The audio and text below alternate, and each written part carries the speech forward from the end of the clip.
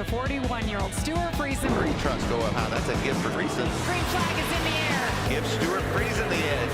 What a move by Friesen to work the side draft on the back straightaway. Here he is, hangs on, and he wins it. Whoa! No way! How about that, modified fans? Let's go! When it mattered, Stuart executed. That was so fun to watch. Well, Stuart Friesen certainly turned his season around in just one race. That win meant everything. What do you think, Kevin? Let's dial him up. Let's dial him up. Hey, Stuart, Kevin in the Fox booth, man. You had that thing in victory lane last week. A lot of chaos at the end of that race, but still, the feeling that it has to be to get that monkey off of your back and get that truck into victory lane has to feel good. Yeah, for sure. Just proud of this whole Helmar team here. You know, thanks to all our guys. You know, everybody's just been working so hard to bring fast trucks, and felt good to finally have an opportunity to get one there last or 2 weeks ago now. So, but that's behind us, and it's all at the windshield now. Well, good luck today. Hopefully, you can park it in the same spot, man. All right, thanks so much, guys. Thanks so much to all our great Northeast modified race fans, and it's been a good couple weeks. So hopefully, keep it rolling. And Stuart Friesen starting 13th. And the guy on pole for the first time in his career is Lane Riggs. Michael, let's dial him up now. You got it, Jane. Lane, it's Waltrip and the Fox team. Do you copy? Yes, sir. Got you guys loud clear. Well, it was an awesome qualifying effort. You've been so close to victory lane. What do you think about sweeping Pocono here? How are you feeling about the truck in the long haul?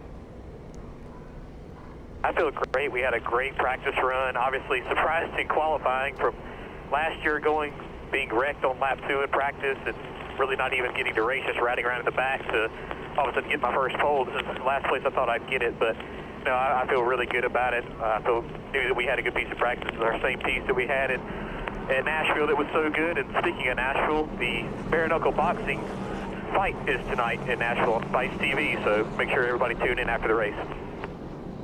All right, bud, have fun. Who are you going to fight? I hope nobody today. Hopefully the air and sun and a checkered flag. That's about all I want to fight today. Well said. Let's take a look now at the Craftsman starting grid. Just talked to our pole sitter, Lane Riggs, first pole of the year, and a brand new sponsor on board. Starting outside, Caden Honeycutt, matching his career best start of second. Row 2 in the Safelite Toyota, we've got Corey Heim, and outside of him, Carson Hosevar. I like your row. I think maybe a winner could come from that row. Row 3, Gio Ruggiero, Tanner Gray. Gio's had a lot of speed lately, and Tanner just needing something good to happen. They'll race from that row 3. Let's take a look at the rest of the field. Some good trucks throughout, including in the back. See Andres Perez starting on row 4, coming off his Xfinity debut at Mexico City. Yeah, and right behind him, you've got Brandon Jones, who got his one and only Truck Series win here. Patrick Emmerling did a nice job in qualifying in that 07 truck. Going to be interested to watch him. And there's one of my favorites today, Lane Riggs, all the way back on row 8. We're going to see trucks, Kevin, even outside the top 20, that if they go to victory lane today, we won't be too surprised. No, and wouldn't surprise me if you see Daniel Hemrick make up a lot of ground, or Jack Wood, some of these trucks that we felt like were pretty good in practice that are starting a little deeper in this field. And then coming from the way back, Ben Rhodes, we know he's going to be competitive, and Dawson Sutton didn't even get any practice in, had some issues. Well, let's once again say hello to our pit reporters for this evening, Todd Bodine and Trevor Bain. Trevor, welcome back. Yeah, thank you, Jamie. It's good to be a part of a truck broadcast again. But I want to touch on Gio Ruggiero making his first start here at Pocono in anything. No ARCA starts, no anything until today. You guys know how tough this place is. So no matter how much sim time you get, until you drive down this long front straightaway into turn 1, it really doesn't set in how big this place is. Gio's been fun to watch. He's getting better every lap. Qualified 6th today. You mentioned that win by Stuart Friesen. That moved him even further back from the cut line. So a win very important for this young driver right now. Yeah, Trevor, Caden Honeycutt, best start of the year, qualifying run of the year, starting second today. But Pocono has not been very good to Caden. He's got 2 races here, finished 20th and 25th. But there's been a lot of water under the bridge since then. Phil Gould is crew chief. I spoke to him earlier, and Phil is really excited about the experience that he has gained this year behind the wheel and what Caden has done in his racecraft and learning how to race these races and what his truck needs. And they're excited about the future. We've all thought Caden should have won a race by now, and it's not going to be long. And maybe today could be the day. Jamie? Thank you, Todd. Let's take a look at the straightaways. Going to be a lot of talk. We've already mentioned how giant this racetrack is. You see it there, 3,740 feet on the front stretch, 3,055 feet on the back stretch, and from the tunnel turn to turn 3, 1,780 feet. They are definitely long straightaways, and we won't test your map skills right now, but just under a mile down the front. Yeah, what a ride that is, swinging off turn 3 down that long front straightaway. You can see only 6 degrees of banking down in turn 3, and that sets up the longest straightaway. So arguably the most important corner is turn 3. Turn 1, extremely fast getting into that corner. It's not going to take you folks at home long to see how crazy it's going to be. When they throw the green, they're going to go all over the place trying to gain track positions. Our truck races don't last long, and so you got to get it done in a hurry. And that's our track description brought to you by Craftsman. Kevin, how about our race analysis for today? Yeah, and you talk about those long straightaways, and today the one thing that is a little bit different than any of the other races that we usually do here at Pocono, 80 laps in length, and that is significant in that final stage where you see 40 laps, because look down at that fuel window, 31 to 34 laps. So that's going to be right on the edge after we have the caution laps from the stage break, and if something happens. But if it doesn't, that's going to put you in a position where you're going to need to come to pit road. 2 on boards for today to bring you all the action. 38 of Chandler Smith. Rode on board with him during practice and qualifying. Give you a good idea what these drivers are feeling and looking like inside those racetracks. Man, I love these views, Jamie. You can see Stuart Friesen. He's in his office there, all tidied up and settled in, getting ready to do battle. Every time I see these cameras, Kevin, it makes me want to get in a truck and give it a try. It looks fun. Every time I look inside that Friesen truck, I look at that seat. He sits in there so unique with the way that he's got that seat pitched up and the angle that it's at. But I'm sure that's some sort of dirt modifying thing. some dirt thing, and he'll be in one of those dirt cars this weekend, I'm sure. Races all the time. Just look how beautiful it is. Campground is, I believe it's sold out, packed fans inside. They are ready for their first show of the weekend. Pace Truck is off its race number 14. We are racing at Pocono Raceway. Lane Riggs, Caden Honeycutt lead the field down into turn 1. Here we go. Start swinging out here and there. We're only going to go 3 wide this time. That's not too bad. Caden Honeycutt with the advantage. Lane Riggs up high. He loses a couple spots. Lane Riggs chose the outside, got a nice break, but Caden did a good job. But look at the draft coming. You talked about it, Kevin, and there it goes. 3 wide. There's Lane. Excuse me, I'm coming back for that spot. I was supposed to have 3 wide. Corey Heim out in front. And that's where it becomes a lot trickier to decide what to do. The tunnel turn is a lot narrower than turn 1. You've got a lot of space in turn 1. So you saw Lane Riggs back out of the throttle right there to make sure that he didn't get loose underneath those 2 trucks. That's really easy to do, too. That bottom truck loses the air downforce off the side, and they can get loose in a hurry. So you got to watch that. And these first few laps right here, you saw Lane Riggs go into this turn 1 right here on the first lap and go up the racetrack. That tells me that with that low air pressure, that splitter's touching that racetrack, and that's going to be something that's pretty common here the first couple laps in turn 1. Talked about Chandler charging. You could see him there down on the bottom inside. Ankrum coming off turn 1, can't quite get there, but he's got a fast truck making moves like that. 77 of Andres Perez back there in 9th, trying to hold off the 81. His McAnally Hildeman trucks pretty good in practice early today, but we weren't sure what to expect after that. And I think they got caught off guard a little bit by being in that first group. That group was a little bit slower than the second group, and then the amount of pickup that we had in qualifying, I think, caught us all off guard with the amount of speed they picked up. Chandler Smith in that 38 is pretty happy with that truck. Earlier today, you see Ben Rhodes already up 13 spots after 2 laps. He's on the move. That's because this place is so wide, as Kevin described. in the pre-race show how wide and how racy this place is. You can make moves in a hurry. See him there trying to make up ground on the 88 of Matt Crafton and his teammate. There are trucks all over the place. Battle for the lead or second place. Corey Himes up front. Look at this. Side by side, Caden Honeycutt, Lane Riggs, just like we started. And it's Carson Hocevar. Haven't even mentioned him in the 7 truck, back for his 4th truck race of the season. He looks to the inside, 3 wide. And that's when those trucks, when they get side by side like that, that truck that is directly behind them gets such a huge run because of the hole that is being poked in the air by those big calves and straight noses on the front of these trucks. What about that big move by Lane Riggs around the outside? He was so fast up there, got that spot back from Hocevar.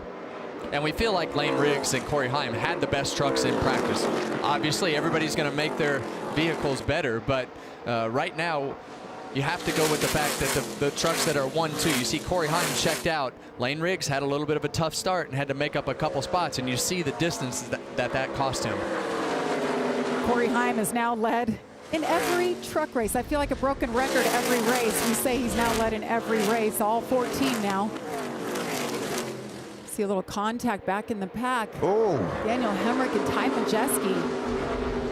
That was a situation of clearing yourself. He wasn't quite ready to make that move, but it went down and it almost turned into a crash. Yeah, and that left front fender on the Majeski truck, that is going to put him in a bad position. You're so dependent on those front fenders, and especially at a place like this where you're going so fast through the corners, that anything that disrupts the front downforce like that is going to put you in a tough spot the rest of the day. You talked about in the opening too, Kevin, about drafting. And right now, Lane Riggs is 2 seconds off of Corey Heim. Corey continues to run the fastest laps of the race. He's starting to lose that ability to take advantage of that draft down these long straightaways. What a power start for Corey Heim. He's just doing Corey Heim things. He's done it all year long, and he's doing it again. Yeah, as we see Tyler Ankrum on the inside going into the tunnel turn here. That's Patrick Emmerling in the 07. Great opportunity for him in a Spire truck. He's a Whelen Modified driver, Race of Champions Modified winner, 32 years old, making his 4th truck start. And he's doing a nice job running up toward the top 10. Michael, we've been talking about how many different winners this season, 9 through 13 races, but we say who's next? Ty Majeski is our defending series champion. He hasn't found victory lane, and in fact, it's been quite the opposite. They have had a roller coaster season, but how many drivers are still left that could win that have not? Well, when Raja beat Corey at Nashville, and then Stuart Friesen wins Michigan, you think, well, there's a lot more guys that could go to victory lane because that's how competitive things are. But right now, the Thor Sport trucks just aren't fast. You can see them lined up right there. They're back outside of the top 15. Majeski's 16th. Let's hear what he's saying on the radio with that 98 truck. Push in a little bit, but I don't think it's going to hurt you. Sticky tight. You're just going to have to go on smells and feel. I only seen it through turn 3. I haven't seen it in the other corner.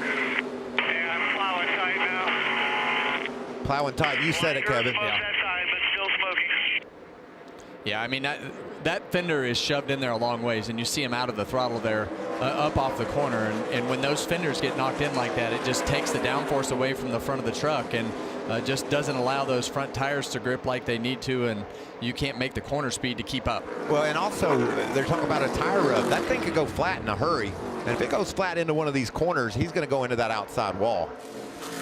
Ty Majeski back in 17th, but I feel like that's been his season, Michael. They could bring the fastest truck out there, but something strange like this happens. He gets into someone or has a cut tire or a mechanical issue. Would it be worth Kevin pitting that 98 truck right now, getting that fender clearance and making an pulling that fender out and making an adjustment? Well, right now he's outside of that window of losing a lap, so it looks like he's 12.5 seconds back. So you need to be right around 10 seconds to be able to put yourself in a position. And that's really what Corey Heim wants to do. He wants to go out there and charge as hard as he can to keep as many of these guys from being able to flip a stage, which most likely you might see that. You're going to see that probably in the first stage. So if they're going to do it. So I think that Corey Heim wants to go and put himself as far out front to keep that time limit as far as possible, to keep as few guys as possible from pitting. Corey Heim just over a 2-second lead here. And growing. And growing. Fastest truck on the track the last 4 laps in a row. Working lap number 8. 20 laps make up stage 1. 20 laps for stage 2 and 40 laps for the 3rd and final stage. And hate to tell the competition this, but you know what this guy did last year, Michael? Swept. Swept. He won stage 1, stage 2, and the race. That thing just looked so nice. Didn't down there in turn 3 under that yellow line. Just very, very tidy. What a fast truck he's got. Corey Heim continues to lead here at Pocono over Lane Riggs and Carson Hocevar.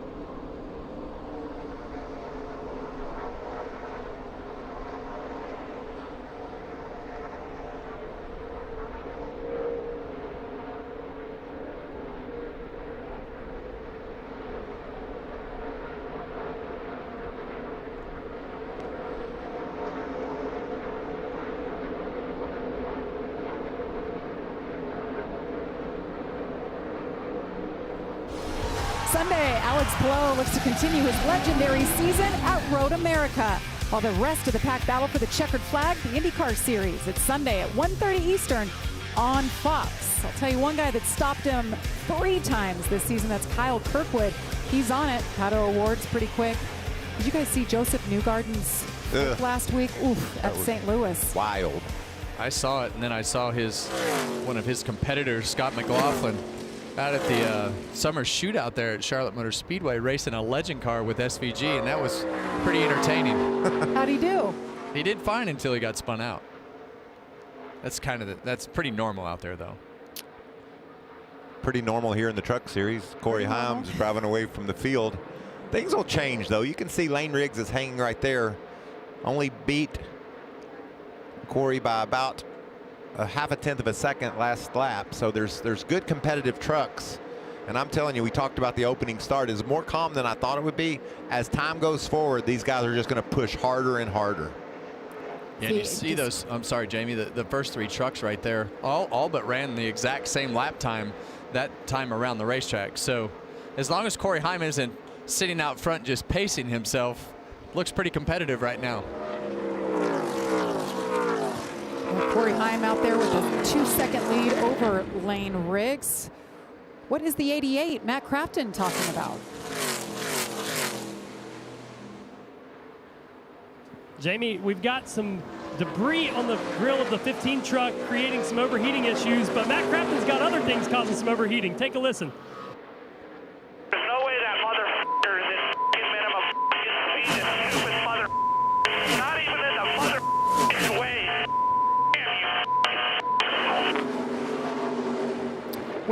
Unauditable. I think he's mad. Yeah. I always tell everybody I help. Look, I've been in this position before, but that radio button is the worst thing that you could possibly have as a driver inside of that vehicle. No doubt that Matt didn't like some slower truck in his way, but we'll just focus on moving forward. He is not pleased. Let's just leave it at that. Matt Crafton back in 22nd.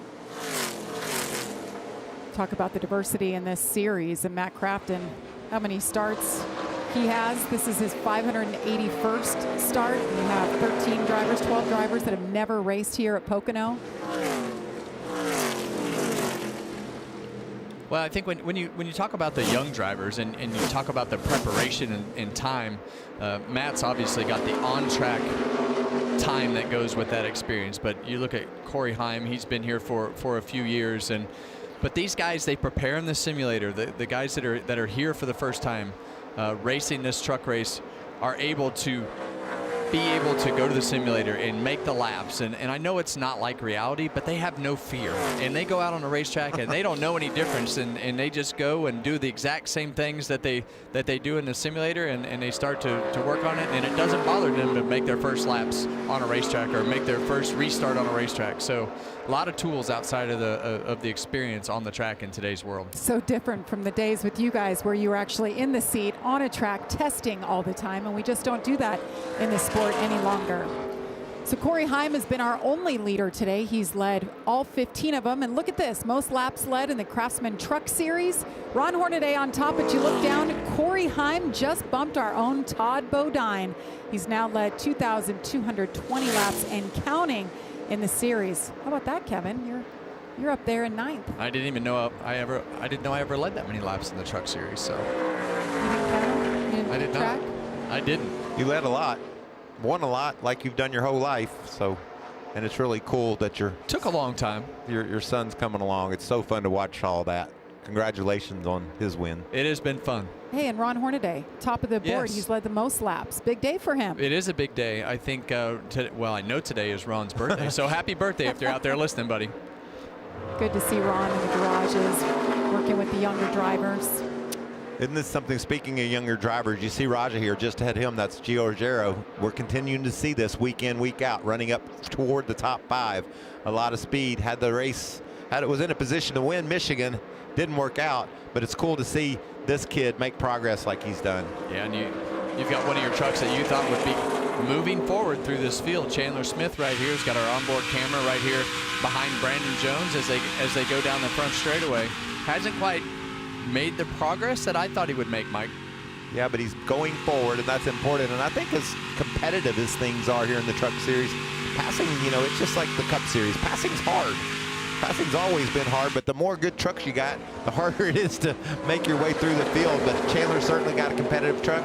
Look for maybe a little adjustment on the pit stop, pick up a couple of spots on the restart, and get going.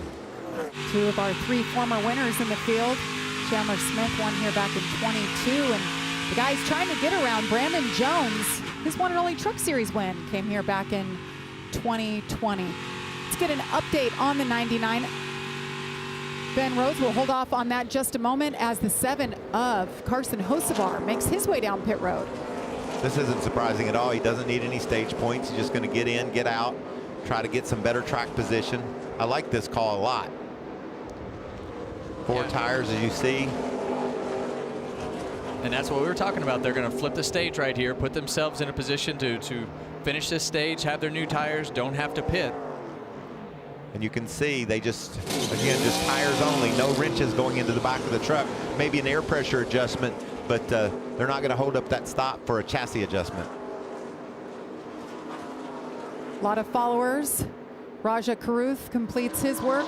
Grant Enfinger's in as well. And here comes the leader, Corey Heim, for his first stop of the day. Had about a 3-second lead when he pitted. See how this all shakes out. Who decides to stay out and grab those stage points? Yeah, you see Lane Riggs is still on the racetrack.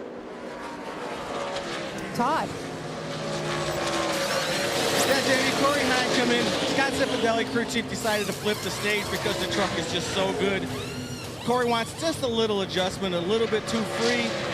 Scott's going to take some air out of the right rear and fix that. So another good day for Corey Heim so far. I think Lane Riggs, not having been to victory lane yet this year, decided he needed that stage point. I think you're 100% right there. He needs the stage point. He needs the stage points in general.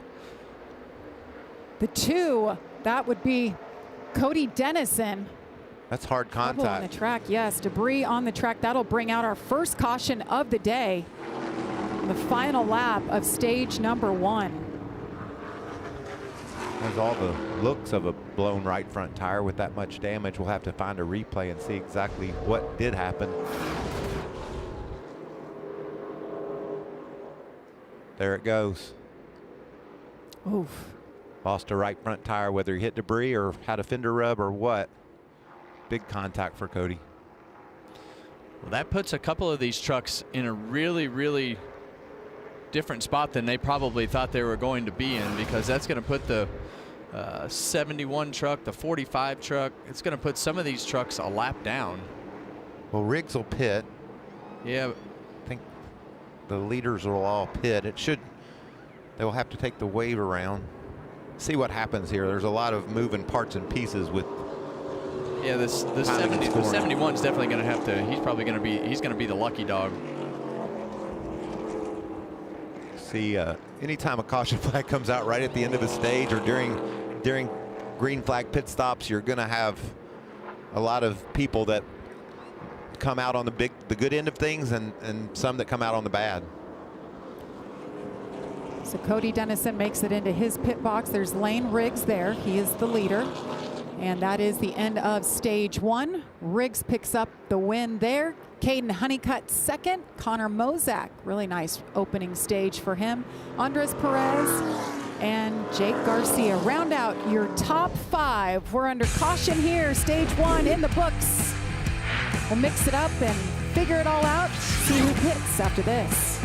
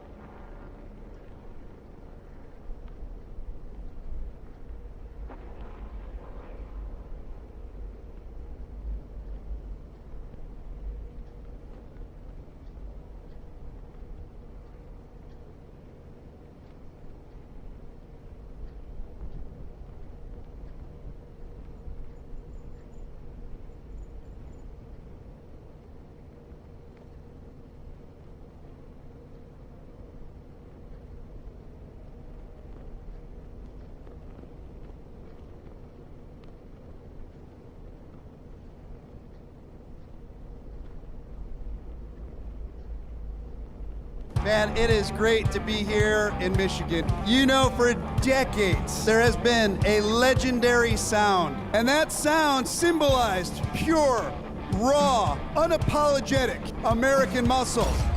That's right, Hemi is back. Ram is back in NASCAR.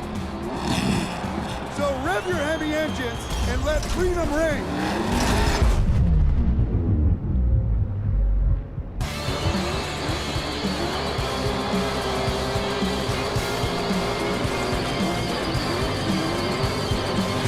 Legends never die. Let's go. Well, Michael, we talked about it and teased it. We knew something was coming from Ram, but after 13 years out of the sport, they are returning. And they will be right here in the Craftsman Truck Series starting next season. It's a pretty exciting announcement for them. Yeah, a couple of championships, 66 wins. Blaney got their last win back in 12, and they are back. And Michael, you had a chance to have that special guest on your podcast. Yeah, we had CEO on our show this week from Ram, and he was able to, I mean, he answered all our hard questions. We even hit him up about having Tony Stewart come back as a team owner since he's got that Dodge top fuel car. But let's take a listen to what he had to say on the show. What does it look like now when you go start looking for the teams? Are you looking for experienced drivers, young drivers? What is the perfect storm for you guys to come into the grid at Daytona and say, these are our guys, these are our teams? Hey, we're back. We're committed to coming back. We are going to be in Daytona, and we're going to have at least 4 trucks in Daytona. How we're going to actually do that, who the team's going to be, everybody thinks that, you know, I'm trying to play this side of it to see who raises their hand and says they want to work with us because they haven't announced that. That's absolutely not the case.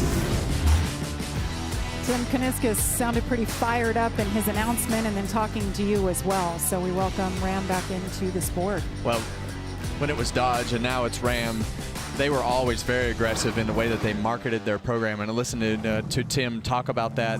And he was actually on the marketing side when Dodge was in NASCAR before. So it'll be very interesting to see that aggressive approach from Dodge. And to have another manufacturer back in the NASCAR Craftsman Truck Series is a pretty awesome thing. Well, pit road is open. And we're going to have some takers. We've got some folks that had some issues, Jamie, on pit road. Grant Enfinger had to make an extra stop due to a valve stem getting knocked out. He's now a lap down. Gio Ruggiero running up there in the 6th position when all this started. They had a really long pit stop, which has hung him a lap down. We'll see how that all plays out when we have our pit stops here. Raja Karuth had pitted. He went a lap down. He will be the lucky dog, and they are coming your way, Trevor. Yeah, the 81 of Connor Mozak got some track position through that cycle, and they plan on keeping it here. You're going to see just a splash of fuel in the 81. He was a little free to start. Feels like the older tires are making him tighter, and the ultimate fix is clean air. 34 Lane Riggs might be the first one that we're hearing talking about wind. He's very tight in 1 and 2, and that's where the crosswind is going across the racetrack. But he's perfect in the tunnel in turn 3, so that could be his problem. The 45, Caden Honeycutt, says the ride on his truck is really rough, and he's loose in, and it's hitting the splitter, which is moving up the racetrack.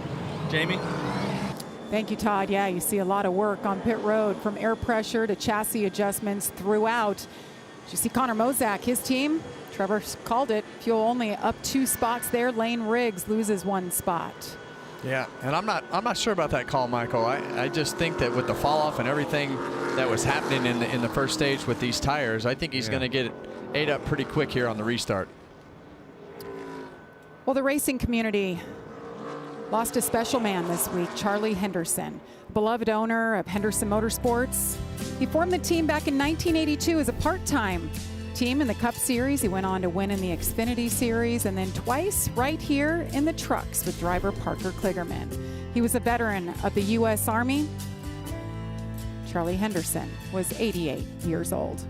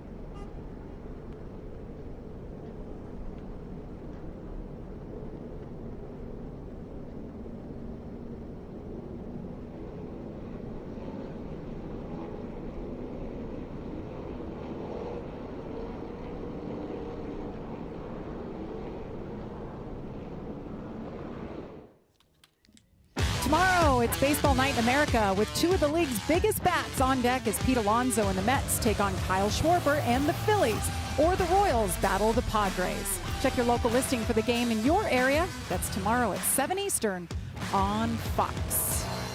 Kevin, you're a baseball guy. I'm not as much of a baseball guy as I used to be. All my friends retired or moved on, and now you're so busy. So I can't wait for the Bristol game. That's going to be so incredible. It's coming up quick. Awesome. I know it. August. Looking forward to that. And just, we've been talking in commercial, all these shots around this racetrack and how great it looks. It's just packed. Beautiful weather. We've just been on a roll with NASCAR, I think, as a whole, with the weather and where we've been racing and the turnouts. It's great to see. Certainly is. Look at all those passionate race fans. Got their flags up, cheering for their favorite driver. The grandstands has a great crowd in it. And over 3,300 spots in that infield or at this racetrack, and they're sold out. Well, we talked about a couple incidents, and Gio Ruggiero, long stop. Trevor, what happened there? Yeah, there was a lot to be missed in that cycle there with some people staying out like Stuart Friesen, but Gio Ruggiero hit pit road. He was in that 10-second window that would have kept him on the lead lap, but the stop, the left front tire got hung up, was an additional 5 seconds.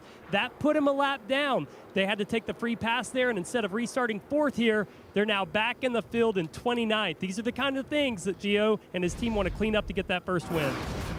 Well, Trevor, he's got the speed to get it, so it's just a matter of time, I think. All right, so Stuart Friesen stayed out, got the lead, so he'll restart here on the outside. Corey Heim on the inside. Corey has been lights out once again today. Nose to nose. Carson Hocevar pushing Stuart Friesen on the outside as they head into turn 1. Stuart Friesen is a big Carson Hocevar fan right now as they fan out 3 wide. Got to be careful down there on that bottom. Yeah, we know that 81 truck down there is on used tires. Stuart Friesen on used tires. He won up the racetrack right there. It's Tony Breidinger. Yeah, you mentioned Connor Mozak in the 81. Fuel only there. He hangs on to the 4th spot as they're fanning out all 4 wide. 3, 4 wide behind him. There it is. This is not going to end good. Oh, the experience of Chandler Smith. He was able to hold that truck off of Tyler Ankrum up on his outside. Good job there. That didn't look good at first. That's all a battle for 12th. They hang on to it. You see Corey Heim right here up on that second groove. Trevor told us that resin, the old resin, is starting to rubber up and start to make that second groove more useful in turns 1 and turn 3. But we know Corey Heim, he's had the best truck, and Hocevar knows that right now. He needs to stay close enough to get that draft off the back of that 11 truck. We saw those times match at the end of that last run, so we think Hocevar has the hold-on speed to stay with Heim. So Hocevar moves around Friesen, moves into 2nd. He's got to keep Corey in his sights. Corey had checked out in stage 1 by 2 seconds. He's led 18 laps. Lane Riggs led 5 laps. Stuart Friesen led 4 laps. Working their way through the tunnel. See Ben Rhodes started out back. Patrick Emmerlin in the 07. He was in the top 10 at the start. And what about Rhodes? He's gotten around Chandler Smith. He's making some great moves. This is a battle for the, that makes me so nervous. Thought he lost it. Chandler Smith to the inside of Ben Rhodes. Ben up 18 positions. That's the most on the day. And by the way, he's got a new crew chief. Guys, it's that time of year for Thor Sport. Time to mix up the old crew chiefs. Yeah, that's 4 years in a row that he's had a new crew chief at this race. So what about Hocevar? this? Battle up front for the lead. Carson Hocevar is just here for the wins. Part-timer. He's already got a win in this very truck, actually, a few weeks ago at Kansas. Wow, what an adjustment they must have made. I mean, he had good speed on the long haul, but now he's got it on the front end of the run as well. Had some trouble right there through the tunnel turn. You saw that truck get a little bit loose to the center of the corner, and then it went over those bumps, and he had to chase it up the racetrack. Cost him 3 or 4 truck lengths right there, but still think he's going to be close enough if he can get a good run through turn 3 right here to draft back up to that 11 truck. You see Corey Heim immediately go to work on trying to break that draft. If you can get a break and get away from Carson Hocevar, you really want to try to take advantage of that, and that's what you saw there with Heim zigzagging down the front straightaway. But Carson, nice exit of 3. He's right with him again. Remember, this is kind of a duplicate of what we saw last race 2 weeks ago at Michigan. It was these two going back and forth. And look who it is back there in third, Jake Garcia. He's just been steady, Jamie. I've talked about the Thor Sports trucks not having good speed this year. That's not been the case for Jake Garcia. He's been there week in and week out, and this is just another example of how fast he's been. 7 top 10 finishes for Jake Garcia in his second year with Thor Sport Racing. Really nice effort for him. He's come so close this season. Some heartbreaks, but I think his time is coming. Put him in the category, Michael, of drivers who could win that have yet to this season. There's Stuart Friesen. He was able to get that goose egg out of that no-win column. So Stuart Friesen, we mentioned he hasn't pitted yet. So what's his scenario right now? Well, I think he's weathered the storm right here. The restarts in those first 2 or 3 corners I thought would be a lot worse for Stuart than what they were. I think once they get strung out and the tires start to fall off, I think that he's in better shape every lap that this goes on. So I think he's going to gain, have a net gain by the time this is all said and done. But he's going to have to pit here. Couple laps. Yeah, he's going to have to pit about halfway through this stage. So it'll be interesting to see what happens after that. We know that last stage, if it goes the distance, they're going to have to make a green flag pit stop. Already just 9 laps remaining in stage 2. Don't blink, this race is flying by.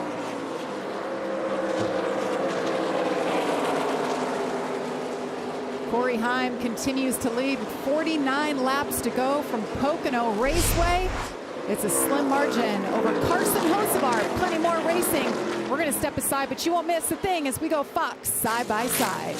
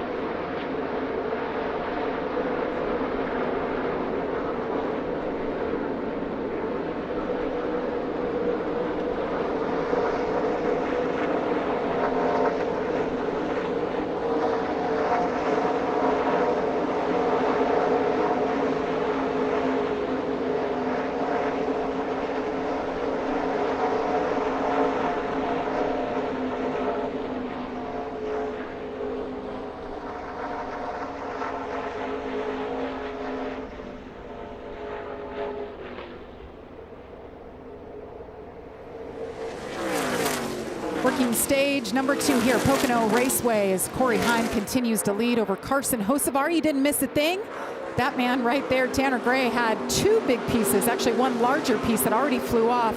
He had debris on the grill, still a little piece remaining, but he's having a great run today, running top 5 all race long. And Stuart Friesen, they gambled a little bit. They stayed out, did not pit, had the lead.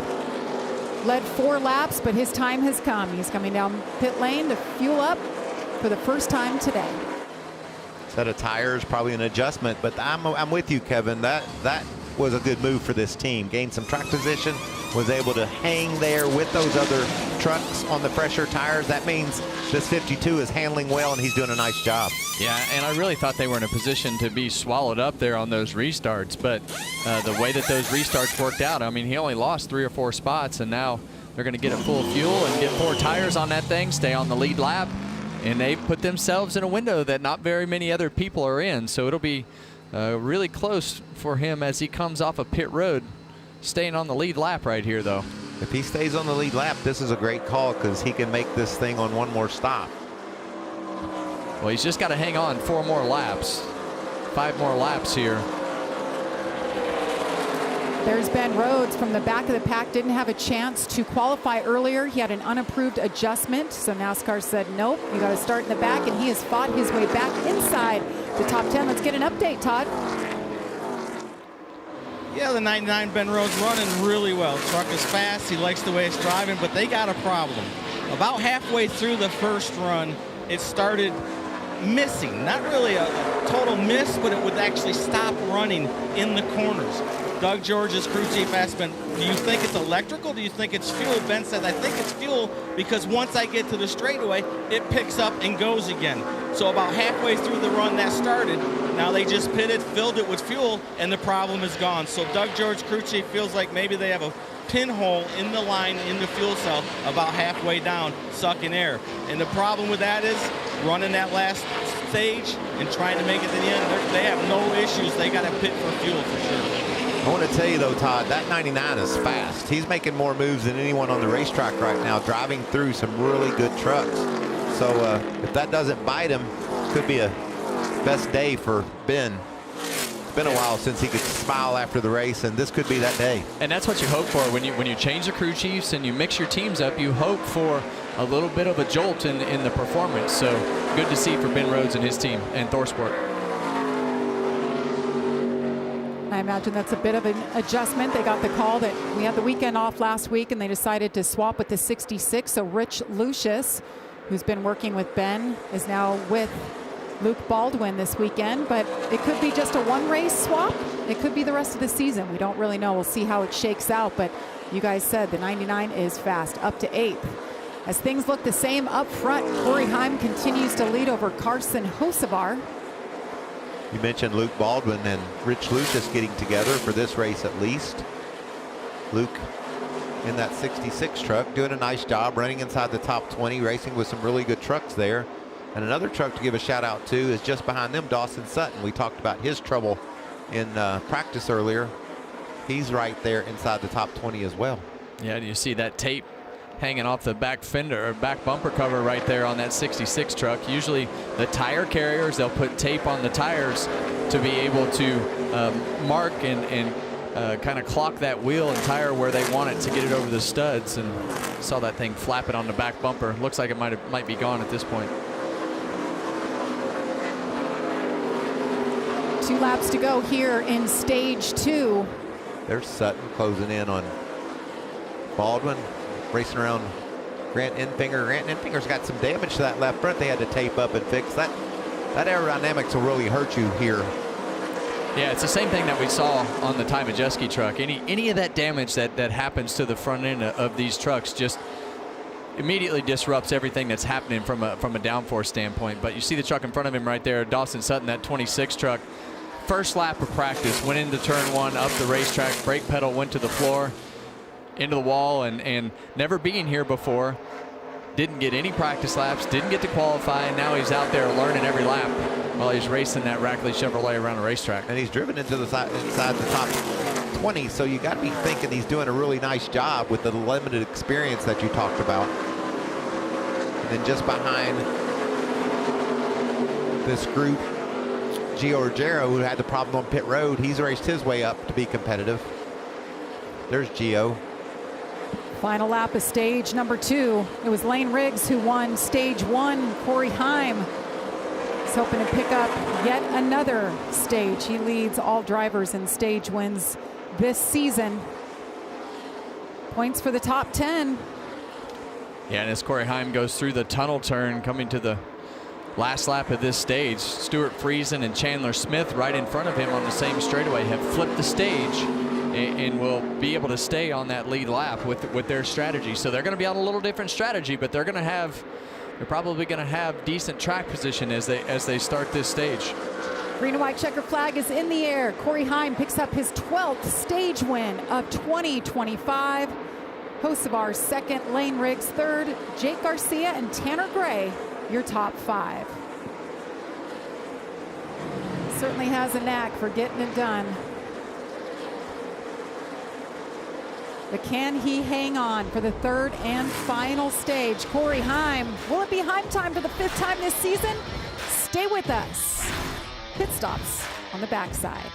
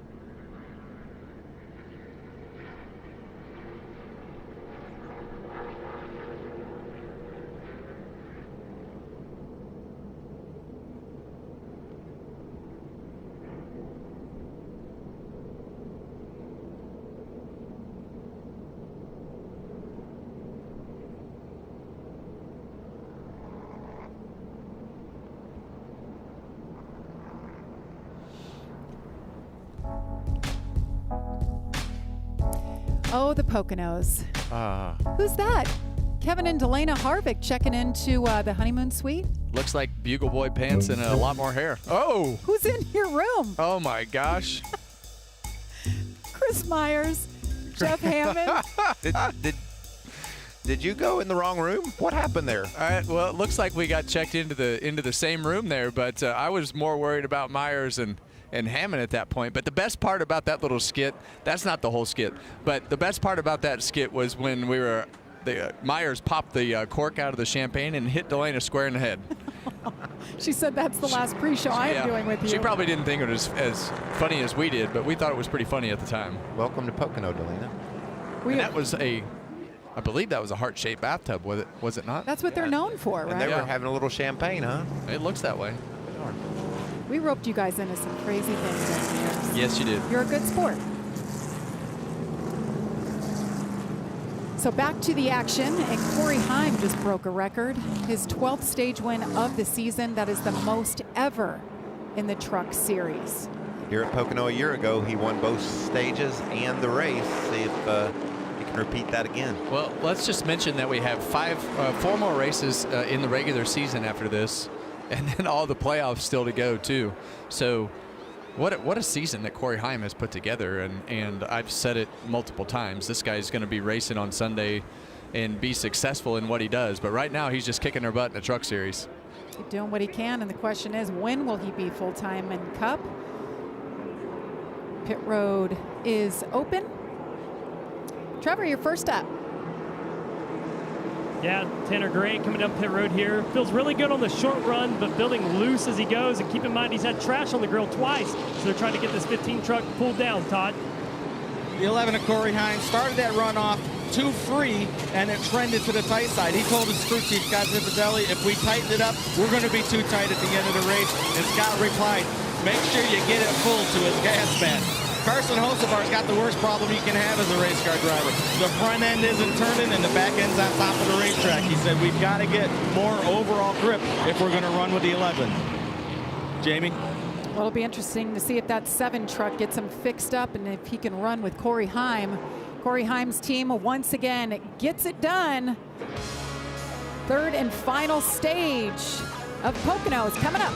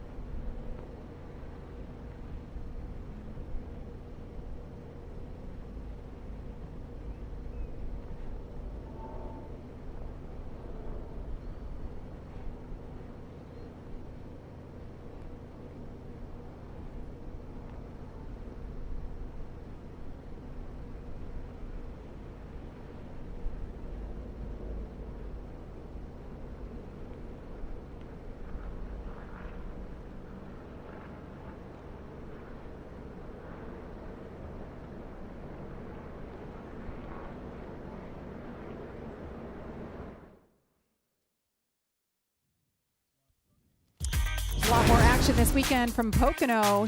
Tomorrow, the Xfinity Series practice and qualifying kick things off at 10 a.m. on the CW, followed by the Cup Series practice and qualifying. That's at 12:30 Eastern on Prime. Triple header weekend. What a beautiful weekend it is. So third and final stage here. 36 laps to go. That's outside that fuel window. So what do you do to help things here, Kevin? Well, watch, you hear him right there. You hear Chandler Smith flip that kill switch right there to shut the engine off. You push the clutch in and you just let that motor stay off. And when you have that switch shut off, you flip it back on while the engine is dead, and then listen, you'll hear him pop the clutch and the engine will come back on. And this is an art. You want to just take advantage and do the best job you can of it as a driver. As you see him kicking the power back on, right back off, you want to try to take advantage of every foot on that racetrack you can have that engine off. Yeah, and it's all about how many seconds can I leave the vehicle off. I want that truck to run as little as possible in order to save gas. So that's what he's doing right here, and it just depends on how close this gets to being in everybody's window. You know, we talk about 31 to 34 laps. So right now we see 35 laps to go. We've seen a couple trucks on pit road and topping their fuel tanks off. So if there's no caution right here, this is going to get really interesting. Trevor Bain and break, he told us if we get one caution, that'll make these guys pretty good to go. So we looked it up. They think the last 5 Pocono races had a caution in the final stage, and the last 2 races here had multiple. So history says they'll be all right. You could see a lot of the trucks in the back there pitted to top their tanks off, and that was good news for Chandler Smith because he wanted to just save fuel, get some track position, and then be able to make it all the way then. That's his goal. And you're going to see a funny lineup right here at the back of the field. So, you know, when they pit in extra time, that's actually a penalty. So they're gonna all line up single file at the end of the longest line. So you're going to see a bunch of trucks double file, and then you're going to see a bunch of trucks at the back of the pack single file. So when you pit that extra time, you don't get the option to choose. So you have to line up single file at the tail end of the longest line. 7 trucks came down pit road a second time and topped off. The pace truck is off. Raja Karuth stayed out from 15th. He leads him on the outside of the 71 truck. Corey Heim on the inside as they duck out behind him, trying to fan out into turn 1. And they are doing just that. Look at that. Wow. Can they funnel in there and make it happen? Kevin, you talked to the open about that. Getting through turn 1 is one thing, but the next one's even more difficult to control. Yeah, and you see they come off of turn 1 right there, 3 wide already, and now you see one on the apron over. There's a massive drain down there below those dotted lines that you saw that truck hit. Now you have to make some firmer decisions to 2 wide down here in the tunnel turn, or you're going to have an accident. It's a tight angle if you're on the bottom trying to squirt into that corner. As you see Chandler Smith trying to use his strategy to race through this field. Nice move there on Stuart Friesen. Chandler Smith moves into the 12th spot.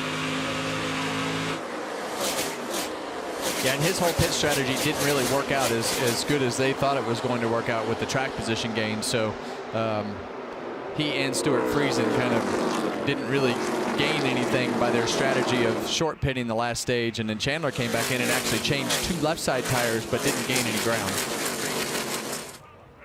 See Carson Hocevar running 3rd in the 7 truck. Todd Bodine updated and said he needed some help. That truck wasn't really good doing what he wanted in the front end or the rear, so trying to help him with some security. What about that shove by Ty Majeski on Tanner Gray? Oh, they're wrecking. Caution is out. Around goes Grant Enfinger. Big wreck. Tyler Ankrum up in smoke. That's a Nice truck. Looks like the 44 Connor Jones up against the wall. Tyler Ankrum with a lot of damage is going to be able to drive away. The second incident, they brought out the caution today. Oh, the 26, Dawson Sutton. Doing such a nice job. Clayton Green. I saw that out of the top of the screen right there, and you saw the first. It looked like they went in there 3 wide. And I talked about the angle. Yeah. When you go in on the bottom, it's just a tight corner. Your truck is going to go up the hill, and you're going to hit somebody when you go in that low. We saw one truck all the way off the racetrack down the back. And not only is it a tight corner, but when you get to the middle of that corner, is those 2 massive bumps that really set those trucks off if your angle is bad on entry. Grant had just got the free pass and was back on the lead lap after his problems on pit road. Now he's got bigger problems. Let's take a look. what happened here that took out at least 4 trucks. And you're going to see Grant Enfinger right here, almost 4 wide. And then he winds up, like you say, Mike, he just winds up with a bad angle right there. Gets clipped in the right rear quarter panel up the racetrack into Ankrum, and then around goes the 9 truck, and then several more pile in right here as they're trying to miss the spinning trucks of the 9 and the 18 there. Wow, nice job by a couple of guys squeezing through there. Ben Rhodes had some contact, but like you said, Michael, heads up. Look at this angle. That's what it's all about right there. He squeezes Ben Rhodes up a bit, and I think that starts this mess. Grant into Ben and Ben into Tyler in that 18 truck. Yeah, and you see the 44 into the back of the 26 right there. Looking at Gio squeezing through the bottom. Frankie Muniz nicely done. There goes Tony Breidinger. Well, there's our one caution in the last stage. And the thing about this one caution, Kevin, could be a little bit lengthy because of the towing this 44 truck back to the pits. Quite a bit of debris out there, so we'll step aside as they continue to clean up here. 31 laps to go from Pocono. Corey Heim is your leader.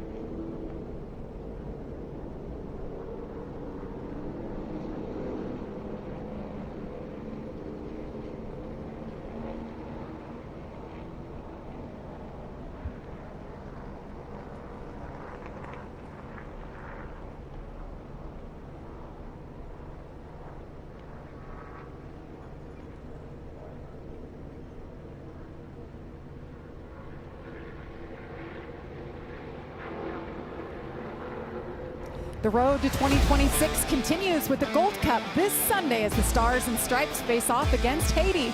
No easy path, no second chances. Coverage begins Sunday at 6 Eastern on Fox. A lot of soccer coverage. I'm really disappointed you didn't have to say CONCACAF there. Well, you said it for me. Yeah. We continue the CONCACAF Gold Cup as cleanup continues here. Involved in the wreck, 6 trucks.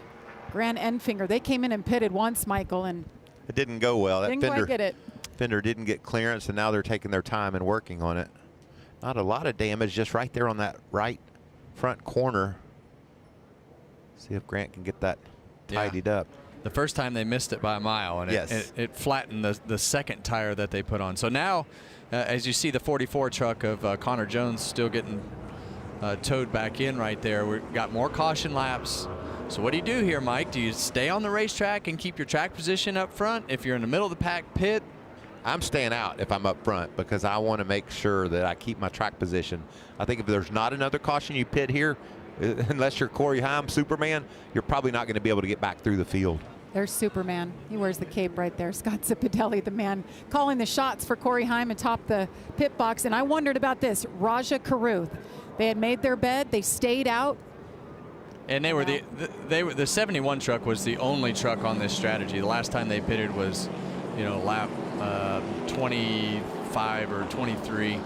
So, you know, they gambled a little bit right there, and everybody else in the field did not. So now they have to kind of start over here and put new tires on, but they're going to have fuel. They're going to have plenty of fuel. They're not going to have any worries, and he's had a solid truck. So if this thing does go green and some of these guys start running out, they're going to feel really good about this strategy. But what if the green-white checkers come into play and he stalls the exiting and give him a little help? 29 laps to go, but right now we're under caution for the third time at Pocono Raceway for an incident that claimed 6 trucks. We'll be back.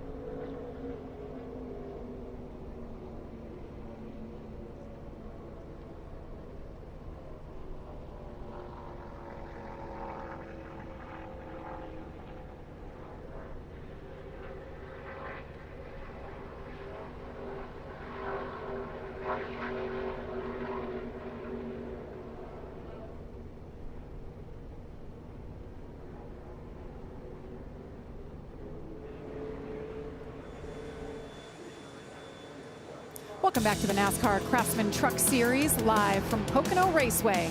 Jamie Little, Michael Waltrip, Kevin Harvick joining you. Todd Bodine, Trevor Bayne covering all the action on pit road. So we've been talking about how close we are to the end of the regular season. This is how the points look as of now. You see the drivers in yellow. They are locked into the playoffs. That gives 4 spots remaining. Michael, what do you see as the biggest change? Well, there's just that bubble, you know, whether you're in or you're out. Tom Majeski with issues. Nice job, Jake Garcia, all year long, been very steady, very consistent. But I do believe, Kevin, that there's somebody below that line that wins a race and throws another hitch in people's giddy up. Yeah, and you think about today, Ty Majeski had right front damage on his fenders. Now you see him 8 out and his teammate Garcia in, like you're saying. But Grant Enfinger, he was 52 points above the cut line before that last wreck, and now he's only plus 28. So we talk about winners, but those points still matter. That's right. It's a balancing act, and as you have that 56-point lead, which is almost a whole race, now you've almost cut it in half. And we talked about so much the speed of Lane Riggs. Well, he's 54 to the good now, but you saw how fast things got serious for Stuart Friesen. So nothing's a guarantee, and we've got some really interesting racetracks coming up as we race toward the playoffs. Yes, we do. Let's take a look at what our next, I don't know, 6 weeks look like. Got the 2.5 mile triangle where we are now. And next week, doing something for the first time, we're going to Lime Rock. Yeah, and you think about guys like Connor Mozak and that have that road racing background and have been to some of these, probably been to Lime Rock in something other than the truck. So good road racer, and that's the type of situation that can really mix these point standings up. So 4 races remaining in the regular season after tonight's race. And we're hopping on a couple of short tracks to wind things down. This is fun. Trevor, what are you hearing on Ty Majeski? They've had their work cut out for him today. They certainly have, Jamie. They had that left front fender damage early in the race, and they didn't even think they could get it fixed. The crew chief on the radio telling, man, I don't know if there's hope for this thing, but they've got it fixed up. You know, he's up in the top 10 now. But, Kevin, you were just talking about road racers and Connor Mozak at some of these tracks. How about Ty Majeski at the short tracks we got coming up? Absolutely. I mean, you look at IRP and you look at Richmond, and it just screams his name and his team and the success that they have had on those short tracks. So this thing is wide open for that bubble spot and who gets in on points and how many winners we have over the next 4 weeks. But there are definitely some interesting racetracks as to who could win. But those short tracks, Ty Majeski, I don't care how he's run everywhere else. When you go to Richmond and IRP, he's most likely going to be in the mix. He got his first win of the year in 2024 at IRP. I know they've got that one circled, but I'm just impressed by what they did. I mean, Trevor just said they didn't even know if they could get the truck fixed, and now here he is running 6th. We're going to choose it up here. Todd, what's happening down there in the 34 pit?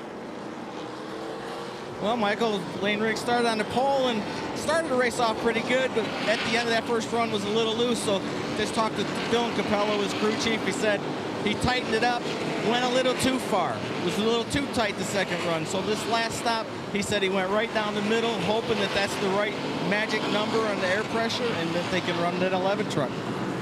Well, Todd, when we talked to Lane before the race on the parade lap, he was so confident about his truck in the long run and how it handled in practice. So that adjustment, maybe stepping a little bit too far going back, he could be seriously competing for this win with Corey Heim.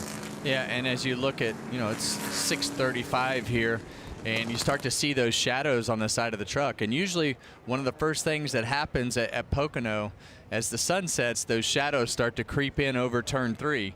And when that track temperature goes down, we know how fast it starts to cool off in the mountains. But that shadow starting to creep in over turn 3 sometimes starts to change how those trucks handle. But we're not quite to that point yet of the shadows in turn 3. This is going to be a wild restart. We saw that last time. That's why we're under this caution. And by the way, ever since we've gone under caution, Chandler Smith has been saving just as much gas. It's just a process all the way to when they get ready to line up here on the front straightaway. He'll get after the gas, shake those tires down, and then go racing in that 38 truck. Look on the pylon on the top, Corey Heim. The clock is back, and it's not because it's Heim time. He has the fastest lap so far tonight, and they get an extra point if you end the race as the fastest lap turn.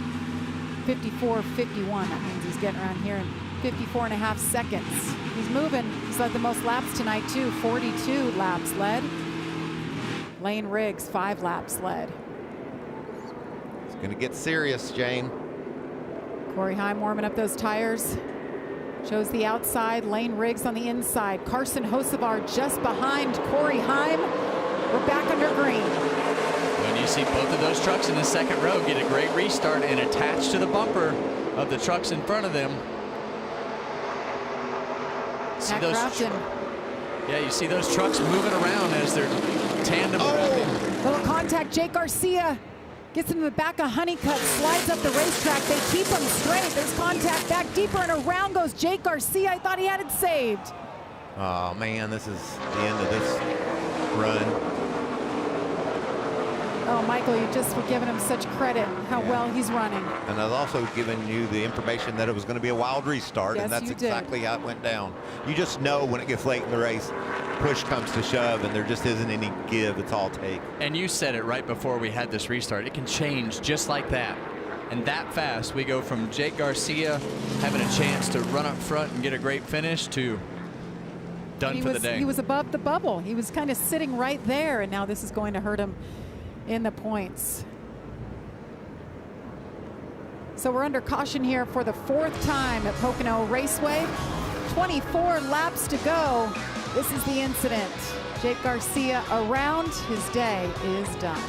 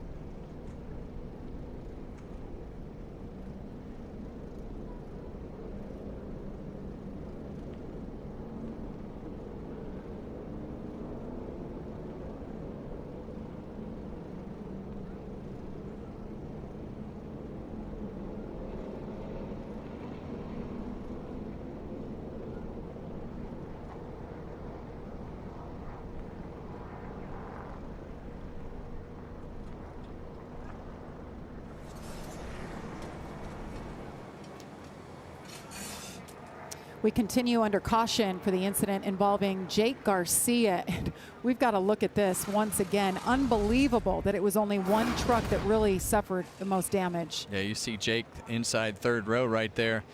He's going to peek under the 45 truck right there. Just got squeezed a bit, and up the hill he went, and I thought he had it all gathered up, but then right here, Brandon Jones bounces into him, puts him right up in front of Majeski. Yeah, and then Majeski had nowhere to go and spins him around. And I cannot believe all these guys missed that spinning 13 truck. Going about 160 miles an hour or so. Look at this. And you see the one into the side right there and right up in front of Majeski. A lot of heads-up driving right there by the pack. Like you said, he started on the inside of the 3rd row, and there was a lot of trucks that had to miss him. Well, this will be good. You can really get a good view. You see Honeycutt just squeeze him down up the racetrack right there. Door slam. Almost wipes the right rear quarter panel off of Chandler, but he actually hits the 77 right rear quarter panel right there. Andres Perez did a nice job of keeping that thing straight, but a lot of damage to his truck as well, and this is the result for Jake Garcia. Need to get him back out there, salvage as many points as possible. We talked about the playoffs aren't far off. This is good news for all of our truckers that we're close on fuel. Should be getting close to a point where we could save enough now to be good for not only the finish of the race, but maybe even a green-white checkered if that happens. Kevin, you talked about that time of day. Look how much shade now. And that really changes things at this racetrack. As you see the 98 truck coming down pit road right here. put those sticker tires on to Trevor. Yeah, Kevin, they had a long discussion about this stop. Keep in mind the 98 was on 2 tires that last stop. That's what got him some track position. They talked about how many cars are on the lead lap, and if he could get back to the field. At the end of the day, they decided to put some stickers on this 98 truck for Ty. I like it. I'd always much rather be on offense than just trying to play the track position game. And even if you got to go to the back of the pack, you're kind of running 12th, 13th, 14th, somewhere right in there. Probably make up some good track position with those tires and at least be in control of going forward. Yeah, you can be aggressive, attack. Hear that motor's really low RPM range. Not shutting her down right now, though. Sign that he could be good to go. And you want to ride around in 4th gear. You want to keep those RPMs low and be able to keep the fuel usage down as much as possible. Keep the engine cool. Not only when you're saving gas, but a lot of times you'll shut that engine off to keep that intake manifold cold and try to get the engine as cool as possible to get the most power out of the truck on the restarts, which are so important here. You want to have maximum power on the restarts to be able to have that truck run as good as possible, and being cool is part of that process.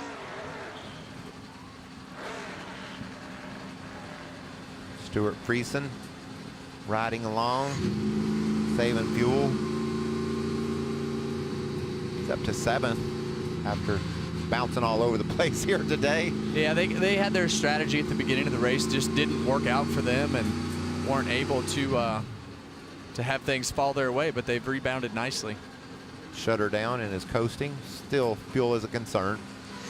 So the top 14 last pitted on lap 43, and since then we've had 15 laps of caution. But you have to remember, if we have overtime, how long these laps are. I think they're in pretty good shape now. I mean, that's a lot of caution laps that we've run in this final stage right here. So you never know, but it seems like they're in pretty good shape, even probably for at least one overtime attempt. A lot of trucks on and off pit road making those repairs. Here you can see Ben Rhodes, Campers in RV number 99. They've about got him all tidied up, I think. Now they're just adding fuel and making sure their repairs are still there. Also saw Grant Enfinger on and off pit road. He's got his tires all clearanced, I think. There's been a lot of action so far. Let's take a look back at the recap of the day. Lane Riggs leads the field to green for the first time in his career. Then the 19 and the 98, they have contact. Cody Dennison into the outside wall into turn 1 there. Heavy damage. Lane Riggs picks up stage number 1. The battle here. Corey Heim around Stuart Friesen. There's a lot of this number 11 in the lead. Yes. And sweeping the first 2 stages in that 11 truck. Corey Heim picks up his 12th stage win of the season right there. And then this contact.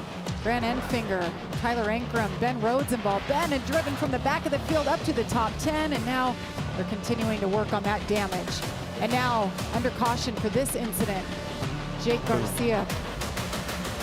Just bounced off the 1 truck up in front of his teammate. Nowhere to go for Kyle Majeski. It's been an eventful day for Majeski, hasn't it? Done a nice job of recovering so far, though. Sure has. Joe Shear Jr. on the box, doing a nice job keeping them calm. You see here the race summary, 4 different leaders, 6 different lead changes. Trucks on the lead lap, 26. Under caution now for the 4th time. How's this one going to shake out? I feel like we're in this position so often, guys, where we're like, well, Corey Heim has been the best truck, and, well, it's his to lose. And more often than not, he's lost it. So can he hang on for his 5th win of the season? After Michigan, I just don't know how it Yes. I mean, it could work out in a number of different ways, but Corey Heim has had the dominant truck. As you say, he's had the dominant truck at a lot of races over the course of this year, but right now it's going to come down to the restart, and a lot of it's going to depend on that inside row and that 34 truck right there. If he's able to stay somewhat side by side with the 11, but we haven't seen them. That combination of 11 and 7 right there with Hocevar in the second lane. Hocevar has been a really good pusher so far. You got to figure Corey Heim likes looking in his mirror and seeing what he sees there. He's not going to get dive bombed. He's going to have control of the race if he gets the kind of start he wants. And then I just like being on that outside. Tire going down or anything, a rear tire, do I? Uh-oh. That's Yeah. Corey Heim asking Spotter if he sees anything wrong with the tire. Something feels amiss, perhaps, on that 11 truck.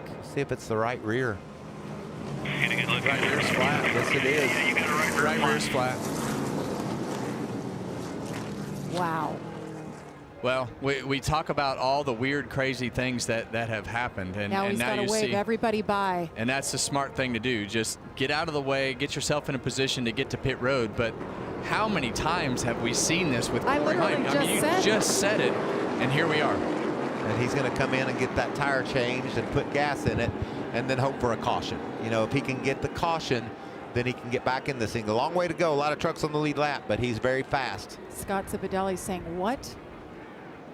They led 48 laps today, picked up a stage Wow. win. They were leading, and now he has to come down pit road, And that get a should- new tire, and that that- opens things up. And that should make Riggs the control truck right here. I'm sure that they're having a discussion about who the control truck is, but Well, it's Carson Hocevar who leads them. Green flag back out. Lane Riggs on the inside. Tanner Gray needs a great finish. There he is in the 15 truck in third. Connor Mozak, he's been there all day, taking a peek. They mixed it up with strategy earlier to fuel only. Didn't know if it would work, but there they are again. That's how good this truck has been. Lane Riggs clears his way into second. A little bit calmer restart. Restart is under review, and Kevin, to your point, we weren't sure who the control truck was going to be at that point when Corey Heim had to bow out. Well, Carson Hocevar left like it was him. Right. yeah, and that's what I was saying. When it switched like that, the 34 truck became the control truck, and yeah, there you go. Seven is getting a restart violation right there, because when the leader of the race fell back, that makes the 34 truck the control truck because he was the second place truck, and right there. Let's listen to Carson Hocevar's radio after the penalty.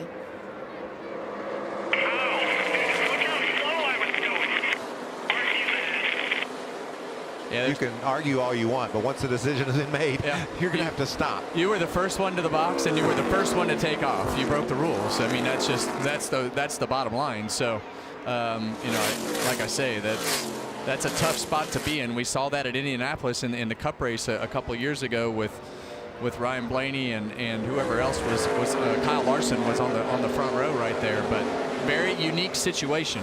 So Carson Hocevar was given the black flag. We saw it. He's staying on the track. He does have to come down and do a drive-through penalty. That's right. So we're waiting for him to pull off. That'll give the lead to Lane Riggs. He asked the team to argue it, but there's no argument. So he'll come to pit road here. And again, like Corey Heim, hope for a caution to see if they there he can goes. make something happen late in the race. Unbelievable. 16 to go in the two fastest trucks, Michael, on pit road for different issues.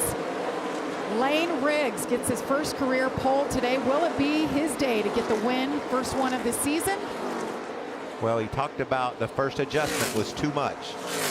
Dylan Capello went back and took half of that adjustment out, and it looks like he's just loving his truck right now, running some of the fastest times of the day. And either way, wiped out his two main competition.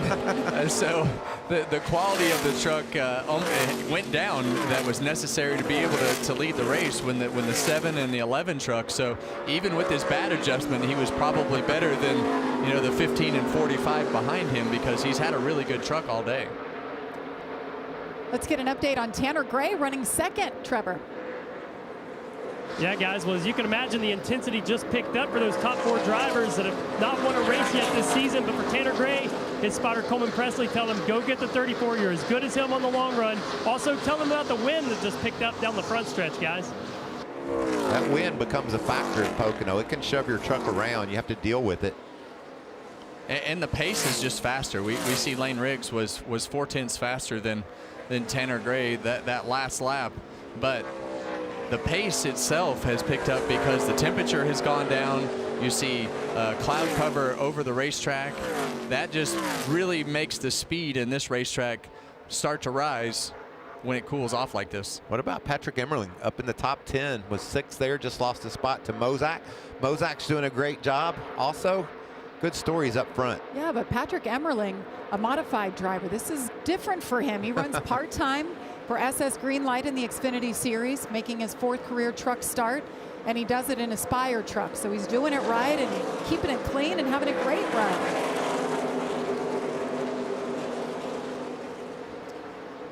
As we count down the laps here, just 14 to go, we will step aside for our last Fox side by side. Lane Riggs continues to lead.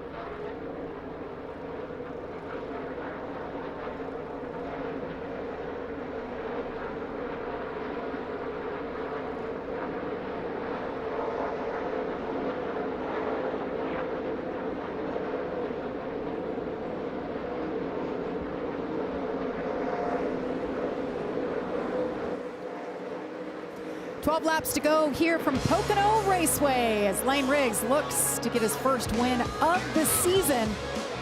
And he just turned the fastest lap, by the way, 54.33. He's been all smiles today. There was just kind of a vibe earlier about Lane. Look, we gave him a clock. Got the clock. Took it away from Corey Heim. That's an extra point. It's Lane time. Hey, you know, you could hear it in his voice when we interviewed him in the parade lap, how confident he was about this 34 truck. And it's so interesting. A year ago, this was a disaster for him at Pocono, and now look at him. Well, speed is the cure of all evil, Michael. And when you have speed in those trucks and you're up there contending for wins and knowing that you're in position to capitalize on that, really makes you confident, even though you're not winning those races when you've got the speed in the truck. Tanner Gray, best career finish of 2nd. This is his 131st career start. That's a long time to be waiting for that win. He picked up a couple wins in the ARCA Menard Series, but what a great day. Got to hang their head high. They can at least finish it out here. They've had a rough stretch too, Jamie. It was back 6 races ago when they had a top 5 finish and nothing inside the top 10 since then. This cat, Kevin, I know you're high on Caden Honeycutt. You love his late model prowess and his study and his work ethic.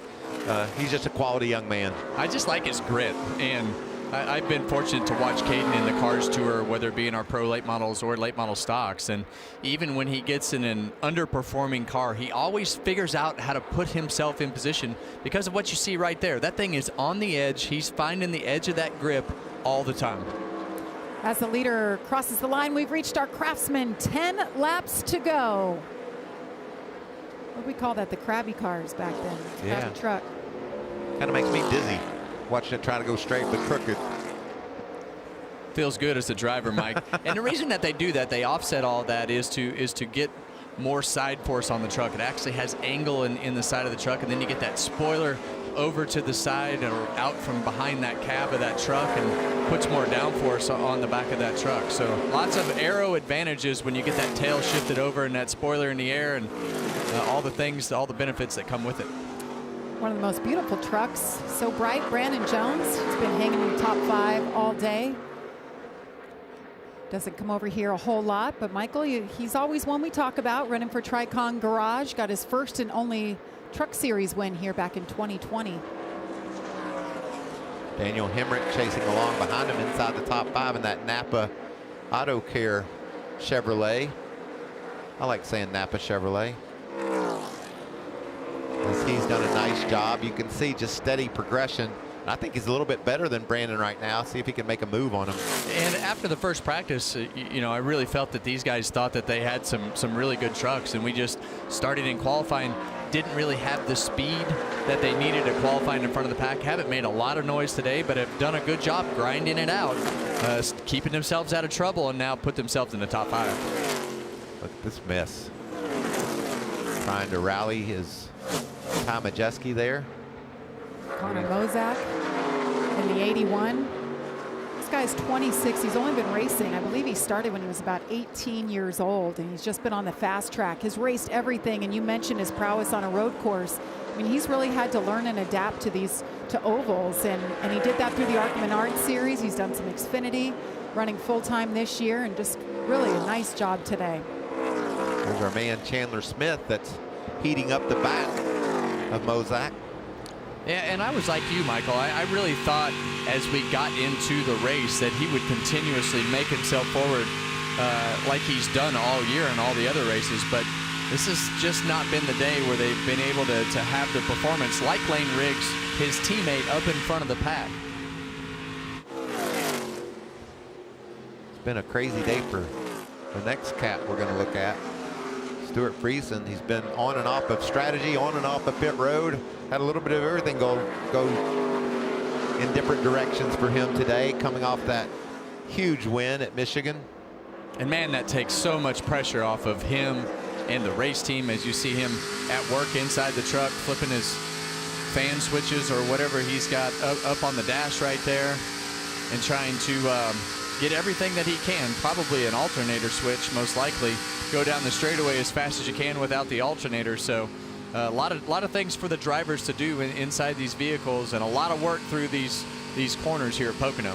At least you got a long time on these long straightaways to work your buttons if you need to. Stewart's running into the sunset. Stuart Friesen became our 9th different winner this year. 2 weeks ago, are we going to see our 10th different winner in 14 races with Lane Riggs? We'll know here in 7 more laps. Well, that's what Lane hopes. Lane's hoping for no cautions. He wants this race to just continue running like it is running right now. So if you're just joining us, Corey Heim was the dominant truck once again, led 48 laps, and just before the restart here, had a flat right rear, had to wave the whole field by, come down pit road, and then Carson Hocevar had a restart violation. He was the other second best truck, I think, at the time, and that handed the lead over to Lane Riggs. That's a giant bare fist under that 34. He came to show people he was ready to brawl. Bare knuckle fighting, right? That's right. That's the bare knuckle brawl Ford. I would say come back on, guys, because you are good luck. This truck has been lights out. He's got his sleeves rolled up and he's going to town. Well, Lane and his team have been so close to being in victory lane. We saw the trouble that he had there on the last lap at North Wilkesboro, and had that happen one more time. And so the performance of this team has been really good, and I think the growth with Lane himself in making less of those mistakes, but when he's making the mistakes now, it's at the very front of the race, very front of the pack, and those are new mistakes and in new situations, and Lane's still really young, but he's fast, he's aggressive, and willing to put that truck in the positions to be able to take those chances and trying to win races. And now he's at that point of, hey, I'm up in the front of the pack, and now I've learned how to position myself, and now he's in a position today to take advantage of his 2 main competitors being out of the race with another fast truck, looking like he could capitalize with 5 to go. And is he letting off? He's got an over 3-second lead. He was the fastest truck on the racetrack last time by. I don't know, if I'm the crew chief, I might be saying, let's roll back a little bit. We've got a good cushion, and we might want to have to save a little bit of fuel. Ironically, it's the 11 truck that's just ahead of him. Yeah, he's on the last truck on the lead lap, running some great lap times. That time by Corey Heim was the fastest truck on the track, so I don't think Riggs is going to catch him. It's just going to be a matter of can did we save enough fuel? And we always see that to be a bit of a surprise at the end of some of these races, guys that run out that we didn't think would. And I think right now, with as many caution laps as we had, it would surprise me if they ran out. But like you say, you just never know in this truck deal. We talked about one of the trucks earlier, talking about a pinhole in the pickup and the motor starting to miss and not running through the corners. So it's you never know when these tanks start to get empty if there's issues with that pickup. Now let's just roll off the gas a little bit. We don't need to be running the fastest laps on the track. We just got to survive for 3 laps. Got a nice gap, but he's hammered down. Lane Riggs picked up 2 wins last season, and then this year the team expanded. They brought on Chandler Smith, and Chandler comes out and he wins not once but twice, and that's got to weigh on you a little bit, knowing like, hey, this guy just came into my team and now he's won twice. But these two are getting along as teammates great. They have very similar setups, but maybe today will be Lane's day. I think Lane's glad Chandler's there. Just another brain, another great racer that's giving information to the team to make those trucks better. And for Front Row, you know, they've done a great job with their Truck Series program. But let's not forget, Ford hasn't been very good at this racetrack. I think Ryan Blaney was the last one to win at this particular racetrack, and it's been a long time since Blaney won. So 2013. 2013. So it's, you know, Ford hasn't necessarily been the trucks to beat at this particular racetrack. So Lane Riggs and Front Row Motorsports doing a good job. Yes, he is. 2 laps to go, Lane. Hold that pretty wheel. Look in that mirror and see no competition. That's a great feeling. And what he wants to do, Kevin, is get back to that start-finish line without the yellow coming out. If he gets back there and takes the white, the next flag is the end of the race. And I always like to brag on our late model stock guys, Cars Tour winners, competitors, and you look at Lane Riggs and Caden Honeycutt running 1st and 3rd. Those guys just a great career in the late model stock, in the Cars Tour, and NASCAR, all those tracks around the Southeast, and making them shine here in the Truck Series. Coming out of turn 3. There it is. White flag is in the air. Final lap for Lane Riggs. Some lap trucks just up ahead. Keep doing what you're doing. You turn the fastest lap of the day. That's what that little clock is. He gets that extra point. Guys, we've had 2 straight winners, first-time winners of the season the last 2 races. He's trying to make it 3 straight. They're just picking up these spots and locking him down in the playoffs.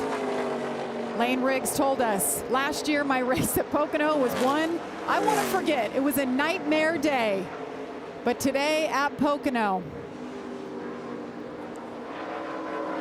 the 23-year-old from North Carolina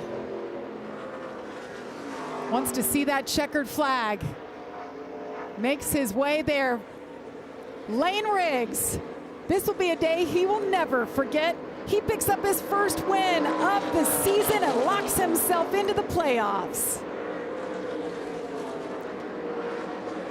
Well done. Awesome job, guys. Brings on a new sponsor. Leads 25 laps.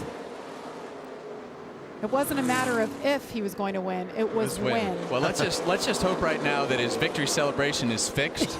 We saw him throw his shoulder out the last time he was up on top of that truck. So let's just hope that that shoulder is in good shape. He had surgery on that shoulder right after the season, and he showed up on the stage to pick up his award for rookie, I believe, and it was in a sling. Yeah. So he'll test it out here, Kevin. Down there in that pit area, Dad Scott Riggs is there. It's got to feel so special to Lane to be able to drive to victory lane for his, not only his team, but his family and his dad. Front Row Motorsports took that big leap, adding a second team this year. Now both drivers have victories. Today is their 13th career win. Ford's got to be happy, Kevin. Yeah, they broke a long dry spell here at Pocono, and driving for Ford, I know how well our cars always ran here, so I know this is definitely a great moment for Ford to be back in victory lane. Such a great turnout. You can hear all the fans. I love this, the team on the wall. Look at them cheering them on. Let's get it.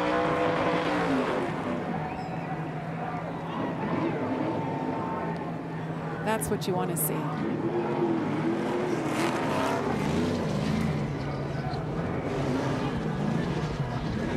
See the crowd all up there cheering along with Lane. What a beautiful day here in Pennsylvania. First day of summer. The weather couldn't have been more perfect. It's just going to get hotter this weekend.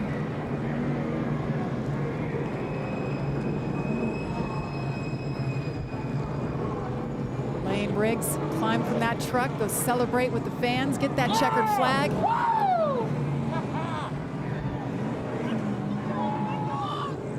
He's had a couple of tough losses this season, but he knew he had the speed to get it done. Lane's a very emotional kid, and you know, I think you're going to see a really fun celebration right here.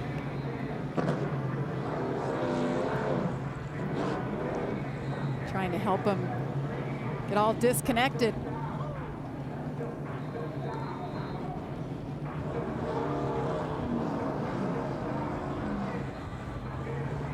Oh, I bet he can't wait to see his dad.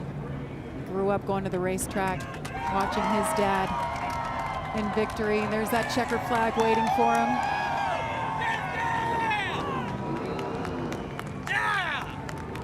Shoulder's good.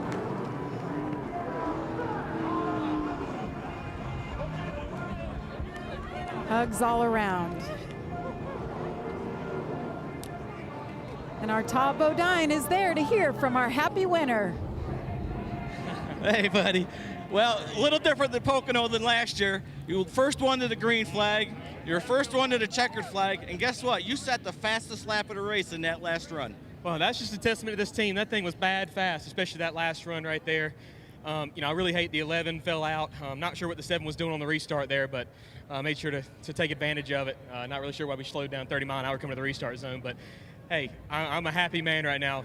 It's great to have bare knuckle boxing on the truck, to have a fight tonight in Nashville. Make sure to tune in on Vice TV, see all the action after this race. But man, I am on cloud 9. This is not one I had circled. Like I said, last year we wrecked in practice, didn't qualify, and rode around dead last all day.